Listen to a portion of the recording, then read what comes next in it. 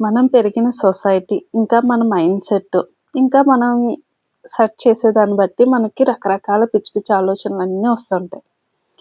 ఆలోచనలు రావడంలో నేను ఫస్ట్ ఉంటాను యాక్చువల్లీ. అయితే మనకొచ్చే ఆలోచనలకి ఎంత బ్రౌజ్ చేసినా, ఎవరెన్ని చెప్పినా కూడా మనకి కన్విన్సింగ్‌గా అనిపించదు. కానీ ఒక్క 5 మినిట్స్ ఆలోచిస్తే మనకేదన్నా ఒక కన్విన్సింగ్ ఆన్సర్ వచ్చిందనుకోండి, భలే క్రేజీగా ఉంటది గదా! ఈరోజు నాకొచ్చిన ఆలోచన ఏంటంటే, ఇన్ని అవతారాలు ఎత్తినా సరే భూమి మీద నుంచి చెడెందుకు కంప్లీట్‌గా పోవట్లేదు. అలా ఆలోచించినప్పుడు నేను ఒక అవతారాన్ని ఎగ్జాంపుల్‌గా తీసుకున్నాను. అది కూడా ఫస్ట్ అవతారం విష్ణుమూర్తిది. సో, అవతారంలోనే ఒక అసురుడు బ్రహ్మ నుంచి దొరికిన వేదాలు, ఉపనిషత్తులు మొత్తం అన్నీ తీసుకొనెళ్ళి సముద్ర గర్భం లోపల దాచేసి సమాజానికి జ్ఞానం అందకుండా చేసేస్తాడు. సో, జ్ఞానం లేని సమాజం అంటే అజ్ఞానం. అజ్ఞానం మీన్స్ పాపం. అది పూర్తిగా పెరిగిపోయినప్పుడు విష్ణుమూర్తి ఒక అవతారం ఎత్తి మొత్తం నాశనం చేసి ఆ అసురుడిని చంపేసి తనకు కావాల్సిన కొంతమంది రాజుల్ని, బ్రాహ్మణుల్ని, కొన్ని మూలికల్ని, ఈ గ్రంథాల్ని రిక్వైర్డ్ వాటిని మాత్రమే ఒక సేఫ్ ప్లేస్‌లో పెడతారు. ఆ తర్వాత వాళ్ళ నుంచి అలా కొన్ని జనరేషన్స్ పెరుగుతా వెళ్తాయి. అలా వెళ్ళినప్పుడు ఆళ్ళకి కోపం, ఆవేశం అవన్నీ పెరుగుతా ఉంటే అలా స్లోగా పాపం పెరుగుతుంది. ఫర్ ఎగ్జాంపుల్ ఇప్పుడు మనం కలియుగంలో ఉన్నాం. ఇప్పుడు పాపం ఉంది, పుణ్యం ఉంది. పుణ్యం ఎక్కువగా ఉంది. ప్రెజెంట్ పాపం కొంచెం తక్కువ ఉంది. కానీ ఇది ఎలా ఉంటదంటే స్టాక్ మార్కెట్‌లో లాభం, నష్టం లేక జిగ్‌జాగ్ లైన్‌లో పెరుగుతా ఉంటది. కానీ ఎప్పుడైతే కలి వస్తాడో, కలి వచ్చినప్పుడు మొత్తం దేవుడి యొక్క ఉనికి లేకుండా చేసి, పుణ్యం లేకుండా చేసి, స్వార్థంతో నిండిపోయేలా చేసి, మొత్తం సమాజాన్ని తన స్వార్థం కోసం వాడుకొని, అది ఇంకా కాన్స్టెంట్‌గా పెరుగుతానే ఉంటది. అది తగ్గని ఒక రేంజ్‌కి తీసుకెళ్తాడు. అప్పుడు కల్కి అవతారం వచ్చి మళ్ళీ ఇదంతా నాశనం చేసి, కొంచెంమంది మంచి వాళ్ళని మాత్రం మళ్ళీ సేవ్ చేస్తాడు. అలా ఇదొక సర్కిల్ లాగా ఈ అవతారాలు వస్తూనే ఉంటే భూమి మీద పాపం పెరుగుతానే ఉంటది. ఇది ఎలా ఉంటుంది? అంటే ఇది అంతా మనుషులకి రిలేటెడా? మనుషుల వల్ల పాపం వస్తుందా? నా నెక్స్ట్ ఆలోచన.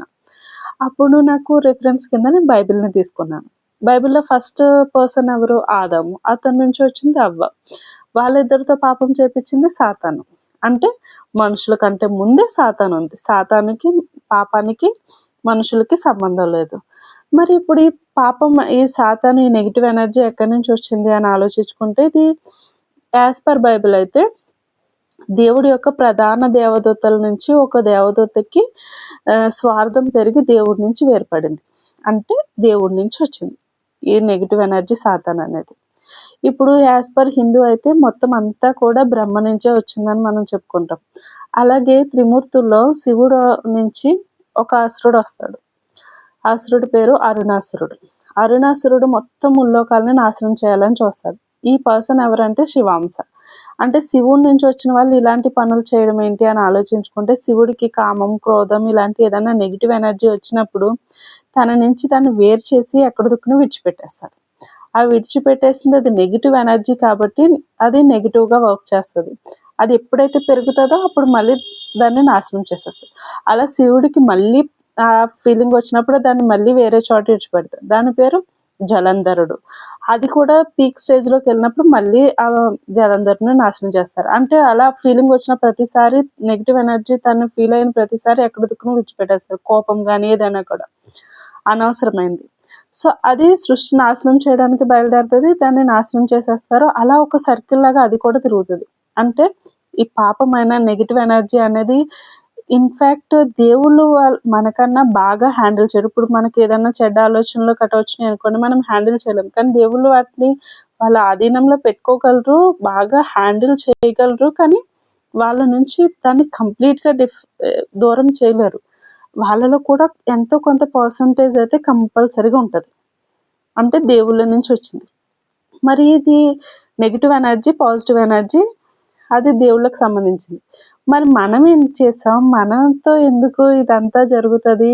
అవతారాలు ఇదంతా ఎందుకు అంటే గనక, ఇప్పుడు నేను ఈ అవతారాలు ఇవన్నీ చేసి మనుషుల్ని చంపడం ఇదంతా ఒక సర్కిల్ లాగా నడుస్తది కదా! ఈ మనుషులతో ఎందుకు ఆడుకుంటారా అంటే గనక నేను నెక్స్ట్ రిఫరెన్స్ కింద 'రోబో' మూవీని తీసుకున్నాను. ఇప్పుడు 'రోబో' మూవీలో రజనీకాంత్ ఒక మంచి ఆలోచనతో తనకున్న తెలివితేటల్ని, తన సామర్థ్యాన్ని నిరూపించుకుంటూ మనుషులకి హెల్ప్ చేయడానికి ఒక రోబోని సృష్టిస్తాడు. ఆ రోబోతో హీరోకి ఎందుకు పేరు రావాలి, దాన్ని నా స్వార్థంగా నేను యూజ్ చేసుకుందామని చెప్పి విలనొచ్చి రెడ్ షిప్ పెడతాడు. అలాగే మనుషుల్ని దేవుడు ఒక మంచి పర్పస్ మీద, మంచి కార్యం కోసం సృష్టిస్తాడు. మనలో సాతానొచ్చి మనకి ఆ నెగెటివ్ ఎనర్జీ, ఆ నెగెటివ్ ఆలోచనలు, పాపం, క్రోధం ఇదంతా పెరిగేలా చేసి తన స్వార్థానికి వాడుకోవాలని చూస్తారు. ఏంటి వాడుకోవడం అంటే గనక, ఇప్పుడు మనం చేసే పనులుంటాయి కదా! మనం చేసే మంచి పనులతో దేవుడికి ఒక పాజిటివ్ ఎనర్జీ వస్తది. అలాగే సాతాను శక్తి పెరగడానికి కూడా మనం యూజ్ అవుతాం. అందుకే ఎప్పుడైతే పాపం పెరుగుతదో నెగెటివ్ ఎనర్జీ యొక్క పవర్ అంతా పెరిగిపోతది. అలా పెరగకుండా ఉండడం కోసం పాపం పెరిగిన ప్రతిసారి ఆ పాపానికి సంబంధించిన మనుషుల్ని కూడా దేవుడు చంపేస్తా ఉంటాడు. సో, వాళ్ళిద్దరు బ్యాటిల్స్ మాట. పాజిటివ్ ఎనర్జీ దేవుడు, ఇంకా దేవుడి నుంచి వచ్చిన నెగెటివ్ ఎనర్జీ 2 కూడా మనల్ని వ ఎవరి చేతిలో ఆయుధం కింద వాళ్ళు వాడుకోవడానికి మనల్ని యూజ్ చేసుకుంటారు. ఐ డోంట్ నో ఇది కరెక్టో కాదో కానీ, నేను మాత్రం దీనికి కన్విన్స్ అయ్యాను.